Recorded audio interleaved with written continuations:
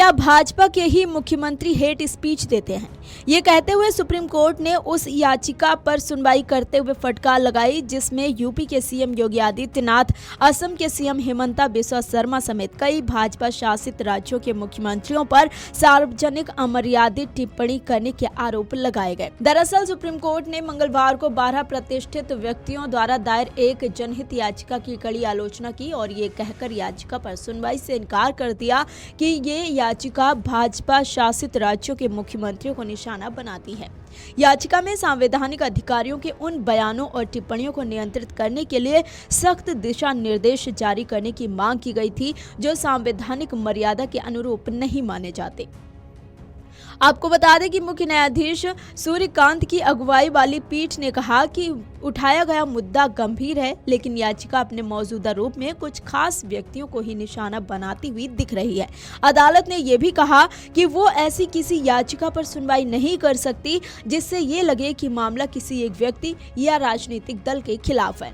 याचिका में हिमंता बिस्वा शर्मा, पुष्कर सिंह धामी, योगी आदित्यनाथ और नीतीश राणे सहित कुछ नेताओं के बयानों का उल्लेख किया गया था। याचिकाकर्ताओं ने दावा किया था कि उन्होंने शोध के दौरान करीब 30 आपत्तिजनक सार्वजनिक बयानों की पहचान की है। याचिकाकर्ताओं की ओर से पेश वरिष्ठ वकील कपिल सिब्बल ने कहा कि इस मामले में तत्काल न्यायिक हस्तक्षेप की जरूरत है।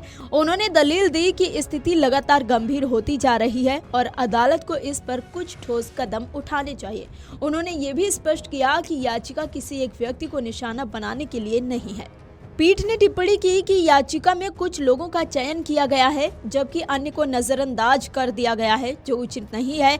अदालत ने सुझाव दिया कि याचिकाकर्ता मौजूदा याचिका वापस लेकर केवल संवैधानिक सिद्धांतों पर केंद्रित नई याचिका दाखिल करें और ये सुनिश्चित करें कि वो किसी विशेष व्यक्ति या दल के खिलाफ न लगे। बता दें कि सुनवाई के दौरान इस पीठ में जस्टिस BV नागरत्ना और जस्टिस जॉय माल्या बागची भी शामिल थे।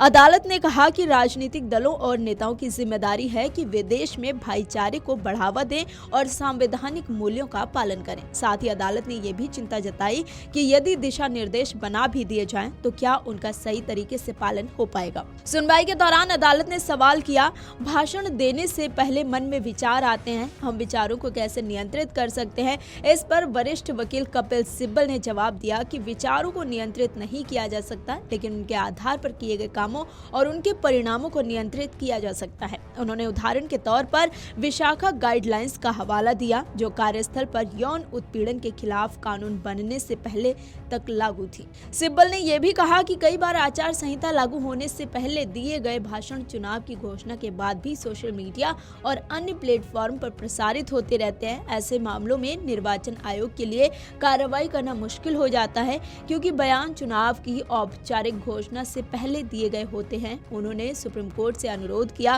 कि ऐसी स्थितियों में मीडिया और ऑनलाइन प्लेटफॉर्म के लिए दिशा निर्देश बनाने पर विचार किया जाए। मुख्य न्यायाधीश सूर्यकांत की अगुवाई वाली पीठ ने माना कि याचिकाकर्ता प्रतिष्ठित लोग हैं और उनके द्वारा उठाया गया मुद्दा भी गंभीर है। मुख्य न्यायाधीश ने कहा कि अदालत इस याचिका पर विचार करना चाहती है, लेकिन वो चाहती है कि मामला बिना किसी पक्षपात के और निष्पक्ष तरीके से उसके सामने रखा जाए।